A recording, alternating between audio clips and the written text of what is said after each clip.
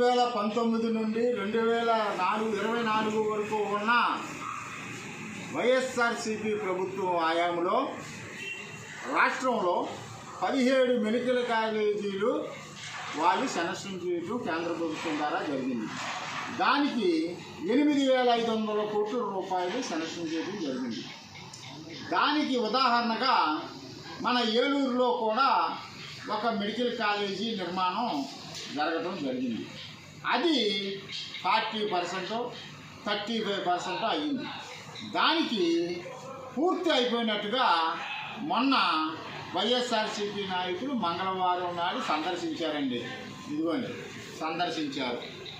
సందర్శించి ఇవన్నీ కూడా ఈ క్లాస్ రూములు, ఈ యొక్క వైద్య కళాశాలకు సంబంధించిన అన్నీ కూడా పూర్తి అయిపోయినాయి.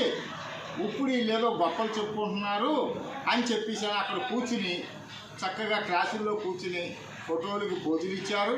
మళ్ళీ తర్వాత కేక్ కట్ చేసుకుని కాళ్ళు వీళ్ళు తినిపించుకున్నారు. అంతా బాగానే ఉంది.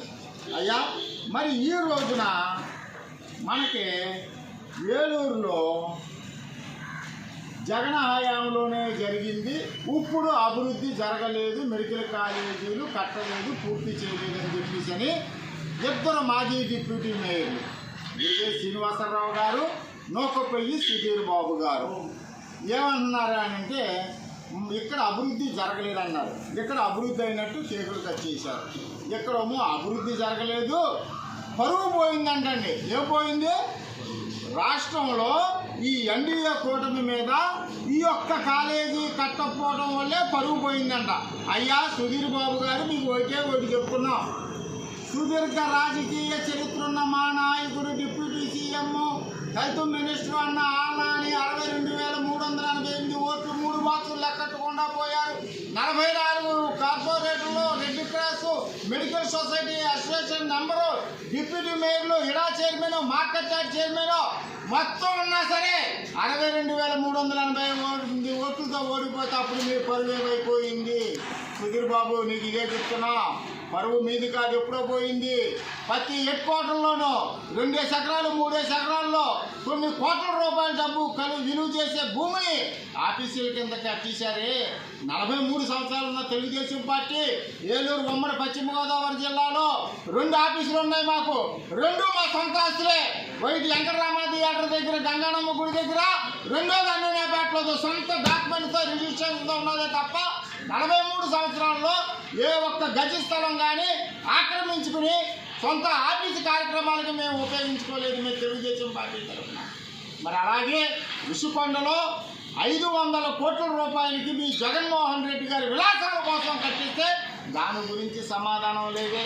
ఇవన్నీ లేకుండా ఇక్కడ ఒక మెడికల్ కాలేజీ పరుగు పోయింది, కూటమి పరుగు పోయింది అని అంటారేంటి? మీరు రండి, చూపిస్తాం. ఇప్పుడు మా ప్రభుత్వం హయాంలో ఏం జరుగుతుంది? ఒక పక్కన అభివృద్ధి, ఒక పక్కన సంక్షేమం. మీరు ఏం చేశారు చూడబట్టే మీకు 11 సీట్లు ఇచ్చారు. ప్రజాస్వామ్యంలో ప్రజలు తీర్పిస్తారు. ఒకరోజేమో రైతు పోరుబాటు అన్నారు, ఏలూరు నుంచి 12 మంది వెళ్ళారు. మళ్ళీ 19వ తారీఖున ఈ మెడికల్ కాలేజీ అన్నారు. అసలు ఏలూరులో మీకు ఉన్నది 23 కార్పొరేటర్లు ఉన్నారు. ఎంతమంది వస్తున్నారు? ఏ నాయకుడు వస్తున్నాడు? ఎంతోమంది పదవులు అనిపించారు. ఎవరు వస్తున్నాడు? ఎంతసేపు కూడా ఆ 12 మంది, ఆ 14 మంది వేసుకుని తిరుగుతున్నారు. తిరగండి, మేము కాదంటున్నా. సత్యాలు మాట్లాడండి, యుగ్గు తేల్చండి. మమ్మల్ని ఏమన్నా మేము ఎప్పుడూ అన్నా, మొన్న మా నాయకుడు, మన శాసనసభ్యులు వారు కూడా అన్నారు, డిబేట్కి రమ్మంటే ఏ స్థాయికి తగ్గ వాళ్ళు ఆ స్థాయిలో ఉన్నారు మా దగ్గర. మేము డిబేట్కి వస్తాం, దేని మీద అయినా సరే సిద్ధం. మీరు రండి, కల్లారా చూడండి. అంతేగాని తప్పులుగా మీరు భావించొద్దు. మీకు ఏదైనా సరే ఒకటే హెచ్చరిక చేస్తున్నాం, మీరు ప్రజాస్వామ్యంలో తిరుగుబాటు చేయండి.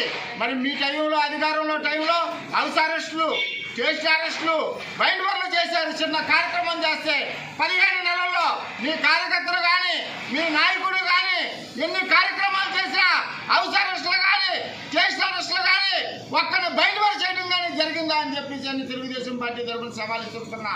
ఇదంతా కూడా ఒక ప్రజాబద్ధంగా చంద్రబాబు నాయుడు గారు ఒకటే అన్నారు, మా చేతులు కట్టేశారు. మా చేతులు కట్టి బట్టే మేము ఇలాగ ఉన్నాం, మమ్మల్ని పెట్టిన హింస కానీ మా పైన జరిగిన దాడులకు కానీ మేము అసలు ఊరుకునే వాళ్ళం కాదు.